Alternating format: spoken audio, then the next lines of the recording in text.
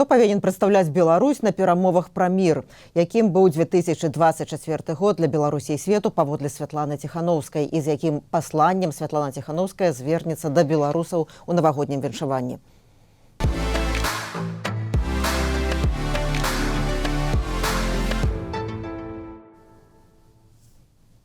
Тут Ганна Соусь, гэта наш штодзённы эфір «Пік свабоды». І разам з лідаркай дэмакратычных сілаў Беларусі Святланай Ціханаўскай напярэдадні кадлядаў мы падсумуем вынікі 2024 года. Пагаворым пра тое, што лідарка дэмакратычных сілаў Беларусі лічыць галоўнай падзеяй, паразай, перамогай, расчараваннем году. Добры дзень.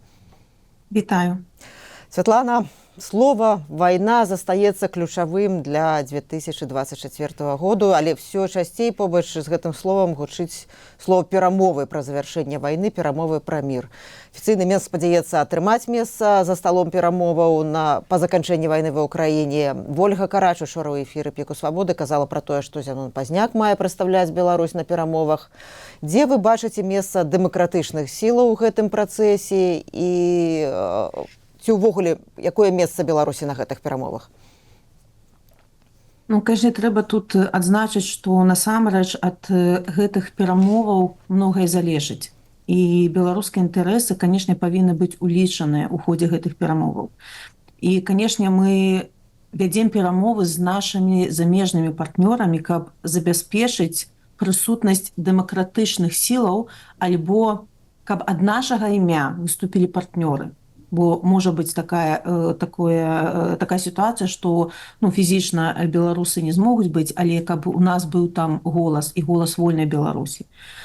І якія нашы меседжы? У нашых інтарэсах, каб расійскія войскі былі выведзены не толькі з тэрыторыі Украіны, але і з Беларусі таксама, уключаючы ядерную зброю. Неабходна, каб рэжым Лукашэнкі панёс адказнасць за злачынствы і агрэсіі.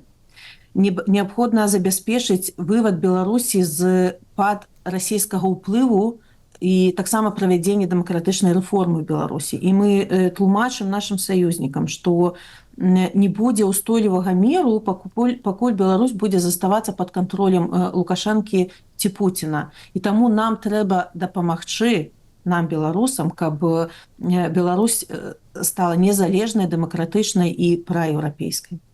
Я хочу удакладніць, вы сказалі, што калі не будзе наўпрост прадстаўнікоў дэмакратычных сілаў на перамовах, то вашы партнеры павінны вашу пазіцыю данесці. Каго вы маеце на ўвазе? Прадстаўнікоў якіх краінаў, якіх структураў?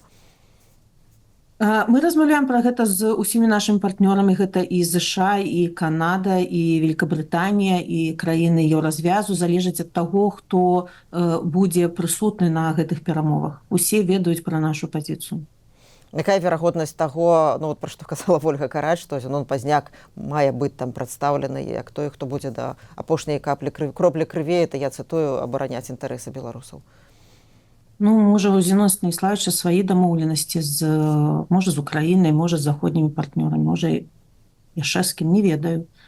Але я ведаю, што Зянон Станіславович, канешне, ён таксама абароніць незалежнасць Беларусі, то бок яго голас мог бы быць таксама ўлічаны.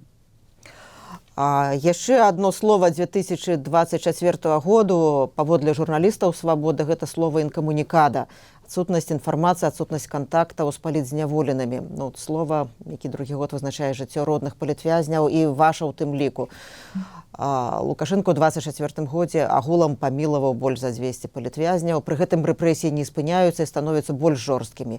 Ваша ацэнка, якім быў гэты год для палітвязняў, для іх родных, для тых, хто выйшаў на свабоду?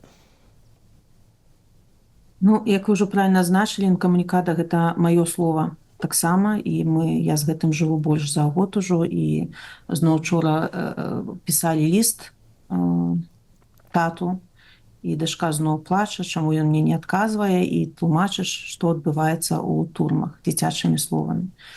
Але, канешне, 24 год увогуле для беларусаў, як і ўнутры краіны, так і за мяжой, гэта быў год вельмі цяжкай працы. Гэта быў год пераадолення асабістага ці ўвогуле пераадолення. Нашы людзі застаюцца за кратамі. Пры гэтым садзяць усё новых і новых людзей. І мы бачым, што напярэдадні так званых выбараў, без выбараў, сітуацыя пагаршаецца. Турмы зноў перапоўненыя. так званыя памілаванні, бо гэта, канешне, як можна памілаваць чалавека, які ні ў чым не вінаваты, але гэтае так званае памілаванне, яны не змянілі агульную сітуацыю, хаця мы, вядома, рады кожнаму, хто выходзіць за кратаў. І мы павінны тут разумець, што асабліва цяжка і сем'ям палітвязняў, бо цяпер прыходзяць і за самімі сваякамі, і ім даводзіцца перажываць такую падвойную цяжкасць. Але тым не менш, мы не можам спыняцца, мы не можам апускаць рукі, мы павінны змагацца за вызваленне кожнага і кожнай. І ведаеце, калі мне час ад часу кажуць, што як цяжка, як людзі стаміліся, як выгаралі, вось такое слово моднае, мне хочацца нагадаць пра тых, хто за кратамі. Яны не могуць стамляцца, яны не могуць выгараць. І гэта нас прымушае быць упартымі і працягваць ісці наперад. Уже калі дзеля сябе не можаш, то хаця б дзеля тых, хто ахвяраваў сабой за Беларусь. Ну і вы ж, я таксама разумею, за все гэтыя гады і стамляецеся, і выгараеце, та? А што дазваляе вам трымацца? Што дазваляе вам вот кожны дзень ісці на сустрэчу, на інтэрв'ю, на перамовы? Гэта, перш за ўсё, адказнасць. Канешне, гэта боль, якую ты спытваеш кожны дзень. Яна такая трансфармуецца ў энергію. Гэта падтрымка беларусаў. Гэта падтрымка нашых міжнародных партнёраў. Я бачу, што мы, канешне, не адны ў свеце. На жаль, там і фокус ужо не на Беларусі, і вельмі шмат даводзіцца працаваць, каб вяртаць заўжды Беларусь на парадак дня. Гэта вялікая праца. Але я бачу, што, нягледзячы там на спробы шматлікія рэжыму зруйнаваць дэмакратычны рух, дэмакратычныя сілы, нашыя альтэрнатыўныя інстытуты, нічога ў іх не атрымліваецца, і што ўсё роўна людзі трымаюцца разам, дапамагаюць адзін аднаму, падтрымліваюць адзін аднаго, і гэта насамрэч вельмі істотна, бо калі ты адзін, ты не адчуваеш падтрымкі, то ты складзеш рукі вельмі хутка. І таму важна сустракацца, важна хадзіць на адны івенты, важна тэлефанаваць адзін аднаму, прасіць пра падтрымку, калі гэта неабходна. Бо немагчыма быць робатамі, проста выконваць там нейкую працу. Гэта ты пастаянна павінен падпітвацца так энергіяй іншых людзей, у якіх, можа, у пэўны момант жыцця гэтай энергіі крышачку больш, і яны радыя падзяліцца. Ну і, напэўна, важна бачыць пазітыўныя рэчы. Маё пытанне таму, якая была самая светлая падзея гэтага году для вас асабіста і для Беларусі? Ведаеце, мы радыя, што людзі выходзяць з турмаў. І, канешне, я тут упэўненая, што гэта заслуга нашых аб'яднаных дзеянняў. І знаеце, ведаеце, што самае важнае, што бачыць тыя, хто выйшаў за кратаў, яны такія рашучыя, яны дзеляцца сваёй энергіяй, жаданнем працягваць барацьбу. І так відавочна, што нават засценкі рэжыму і ці здзекі ў турмах, яны не скарылі людзей і не прымусілі зняверыцца. І людзі, якія выходзяць, яны ў вельмі цяжкім псіхалагічным і фізічным стане, але яны вось гэтай прагай да перамогі, яны дзеляцца з тымі, хто, можа, ўжо і рукі склаў. І таму вось гэтыя светлыя людзі, канешне, якія выходзяць з турмаў, гэта самыя светлыя падзеі. Я ведаю, што вы рэгулярна сустракаецеся, практычна кожны тыдзень сустракаецеся з людзьмі онлайн, маеце такія онлайн-размовы. Ці хто-небудзь з тых, хто быў памілаваны, там вельмі складаныя ўмовы выглядае, што пастаўленыя гэтым людзям, але ці хто-небудзь з тых, хто выйшаў за гэты час, быў на гэтых сустрэчах з вамі, ці размаўлялі вы з імі?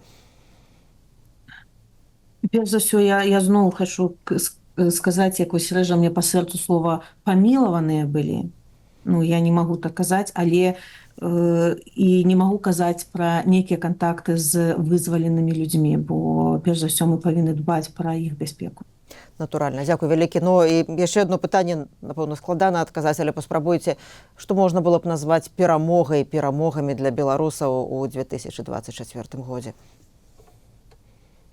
Зноў вярнуся да пытання папярэдняга, што вызваленне людзей як вынік беларускай і міжнароднай кампаніі салідарнасці. Гэта, канешне, стварэнне міжнароднага гуманітарнага фонду, бо гэта такая дадатковая магчымасць падтрымаць нашых герояў, нашых палітвязняў і іх сем'і унутры краіны перш за ўсё. І можа як дасягненні ці перамогі 24 года гэта падача Літвой заявы ў міжнародны крымінальны суд. Хоць гэтай заявы Літвы, канешне, але шмат беларусаў працавалі над зборам доказаў і шмат вялі перамовы з літоўскім урадам, каб яны гэта зрабілі.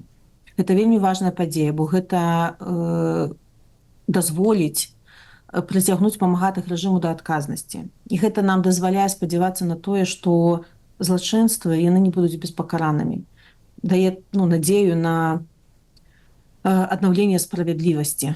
Гэта, канешне, будзе не хутка ў міжнародным кантэксце. Я спадзяюся, што ў межах Беларусі пасля перамогі мы зможам хутчэй прыцягнуць да адказнасці тых, хто рабіў злачынствы з нашымі людзьмі, але такі інструмент, ён таксама вельмі важны. А вы гаварылі толькі пра тое, што Беларусь цяпер не ў фокусе ў свеце. А як змяніўся ў гэтым годзе кантэкст вашых міжнародных сустрэчаў? Якога ўзроўню сустрэчаў стала менш, больш? Што ўдалося адстаяць, што не ўдалося?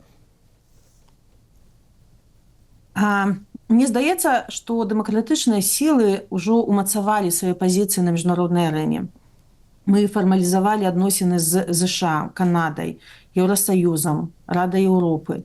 Я сустракалася з дзесяткамі лідараў і вось прыйшло новае кіраўніцтва ў Еўразвяз, і мы ўжо мелі сустрэчы і з камісарамі новымі, то бок вельмі хутка падчас тыдня Беларусі ў Брусэлі. Павысіўся ўзровень камунікацыі і супрацы з Украінай, а таксама з Арменіяй. Уже больш за дзесятак краінаў прызначылі спецпасланнікаў да працы з дэмакратычнай Беларусю. Удалося захаваць і нават павялічыць дапамогу для незалежных медыяў і рэпрэсаваных на наступны год. За гэты год нам удалося адбіць многія візавыя баны і абмежаванні. Павялічылася колькасць выдадзеных візаў беларусам. Яшчэ як мінімум 5 краін пачалі выдаваць пашпарты замежніка ці прызнаваць пратэрмінаваныя пашпарты. Гэта вялікая праблема, вы ведаеце. Таксама Літва пачала выдаваць трохгадовыя ВНЖ. Адбілі Андрэя Гнёта, выратавалі шэраг беларусаў у Грузіі, Арменіі, Польшы і іншых краінах. То бок, вось такія маленькія перамогі. Што тычыцца нашых наратываў ці мы камунікацыі з міжнароднымі лідарамі, што зараз важна, ўжо не трэба тлумачыць розніцу паміж беларусамі і рэжымам, напрыклад. Гэта ўжо ўсталявана, уже ад гэтага ніхто не адыходзіць. Зараз мы больш, канешне, працуем мы больш сканцэнтраваныя на лёсе Беларусі падчас перамоваў паміж Расіяй і Украінай. Падтрымліваем Украіну на міжнародным парадку дня. І яшчэ раз паўтору, што вядома, што становіцца важка ўтрымліваць Беларусь на парадку дня ў свеце шмат розных крызісаў адначасова. І бывае цяжка патлумачыць замежнікам, што менавіта нашы праблемы беларускія, яны заслугоўваюць увагі і тэрміновага вырашэння, якое значэнне Беларусь, стратэгічнае значэнне Беларусь мае ў геапалітычным кантэксце. Вось, зноў жа, гэта вялікая праца, але праца робіцца. Што б вы назвалі галоўнай паразай 24 году для Беларусі? Такое цяжкое пытанне.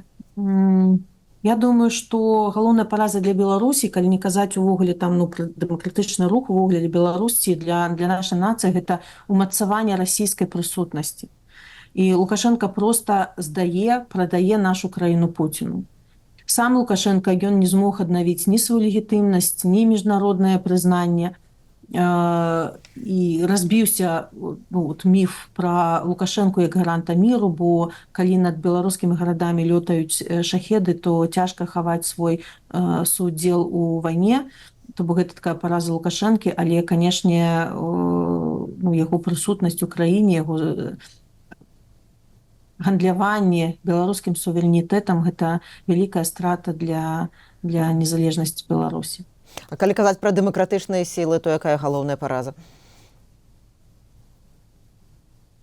Гэта новыя арышты, гэта новыя палітвязні і тое, што мы яшчэ не дабіліся тых мэтаў, якія ставілі перад сабой.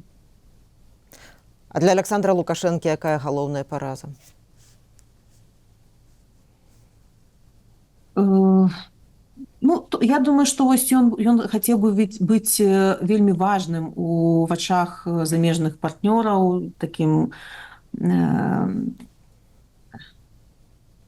палітыкам незалежным ад Расіі, не згубіць свой твар, але ўжо яго ўспрымаюць як марыянетку Крэмля, што ён нічога нейкія рашэнні сам не прымае, і я думаю, што нягледзячы на яго спробы прысутнічаць паўсюль і выглядаць, быццам ён там перамоўшчык, міратворец, гарант міру, яго нічога не атрымліваецца. Ён не аднавіў легітымнасць ні ў вачах саміх беларусаў, ні ў вачах міжнароднай супольнасці. Што зменіцца пасля 26 студзеня 2025 году, калі Цэнтральная выбарчая камісія чарговым разам абвесціць Лукашэнку пераможцам на прэзідэнцкіх выбарах, неважна, якая лічба будзе агучана, што зменіцца для вас, для дэмакратычных сілаў? У цэлым нічога для нас не памяняецца, бо Лукашенко як быў незаконны і нелегітымны, такім ён і застанецца. І мы все разумеем, што спецаперацыя 26 студзеня не мае нічога супольнага з выбарамі, ніхто не прызнае іх вынікі. Мы працягнем сваю працу на міжнароднай арэне, працягнем узмацняць сувязі з беларусамі унутры краіны, працягнем, канешне, абараняць інтарэсы беларусаў, умацоўваць суб'ектнасць дэмсіл. А Лукашенко, хутчэй за ўсё, ён працягне здаваць краіну Пуціну. І, канешне, наша задача не дазволіць перашкаджаць яму гэта рабіць, звяртаць увагу нашых замежных партнёраў, што адбываецца. І мы працягнем, канешне, змагацца за вызваленне палітвязняў, падтрымліваць Украіну і дабівацца адказнасці для памагатых рэжыму. У меня пытанне такое крыху прыватнае, ведаю, як вы працуеце, які ў вас графік, практычна без выходных. Тым не менш, запытаюся, якую кнігу з тых, што ўдалося вам паралельна з усёй гэтай працай прачытаць, вы лічыце самай важнай? Не шмат у мяне часу, але я перачытваю у нейкіх паездках Горвата «Радзіва прудок», вельмі мне падабаецца. У адным з сваіх інтэрв'ю Юрый Драхакруст нядаўна параіў мне асабіста перачытаць Кісінджера. Хачу ўзяцца за яго ў бліжэйшы час, можа, падчас калядных святаў. Ну, а так... На фільм, на серыял нейкі час хапала, што вас уразіла ў гэтым годзе? Галоўныя кнігі для мяне гэта тое, што мы чытаем з дзеткамі. Гэта Скурко, гэта Несцярэнка з загадкамі «Неверагодны свет». А калі ёсць час паглядзець фільм, то апошняе, што я глядзела, гэта серыял «Бункер». Можа, вы яго бачылі, пра ізаляванае грамадства, якое жыве ў такой аўтарытарнай сістэме. Гэта такая праекцыя на Беларусь, мне падаецца. Ведаю, што, напэўна, ў гэты час у вас ужо ёсць канцэпцыя навагодняга звароту да беларусаў. Што, як вы скажаце для тых, хто страціў надзею, для тых, хто ў стане захоўваць надзею? Канешне, мы ўжо рыхтуем навагодні зварот, і, ведаеце, мне не хацелася б у навагоднюю ноч шмат гаварыць пра палітыку, бо кожны дзень пра яе кажу. А хацела б сказаць больш пра тое, што нас усіх умацоўвае і што нас аб'ядноўвае. Гэта будзе такі душэўны, такі сямейны зварот. Больш я не буду распавядаць, тут засталося ўжо некалькі дзён, хай застанецца сюрпрызам. Ну і апошняе пытанне, як вы мяркуеце, ці стане 2025 год годам пераменаў для Беларусі? Это, канешне, мне хочацца верыць, што гэта вось ён, год пераменаў. Мы так пра кожны год думалі. І, канешне, цяжка тут казаць, але трэба заўжды памятаць, што набліжаць перамены гэта задача кожнага з нас, бо многае будзе залежаць ад нас, ад беларусаў. Конечно, многае і ад знешніх фактараў, але наша задача як нацыі гэта умацоўваць адзінства, падтрымліваць адно аднаго, трымаць Беларусь у фокусе, конечно, дапамагаць Украіне. І мы не павінны чакаць, пакуль не павінны чакаць, што нехта прыйдзе і за нас павырашаюцца нашы праблемы. Гэта наша з вами задача. І калі мы самі не будзем актыўныя, то і свет нас не будзе падтрымліваць. Таму, калі ласка, трымайцеся адзін аднаго, не апускайце рук. Я асцярожна аптымістычная пра будучыню Беларусі. Вось, і не знаходзьце, калі ласка, для сябе нейкія ўнутраныя матыватары, што надае вам сил, бо без гэтага зараз не выжыць, немагчыма працаваць. Вось, і калі ёсць злішкі гэтага, то дзяліцеся з іншымі. Дзякуй вялікі, што знайшлі час для аўдыторыі нашага штодзённага эфіру «Пік свабоды». Гэта была лідарка дэмакратычных сілаў Беларусі Святлана Ціханаўская. Я, Ганна Соўць, развітваюся з вамі. Заставайцеся са свабодай і ў бяспецы.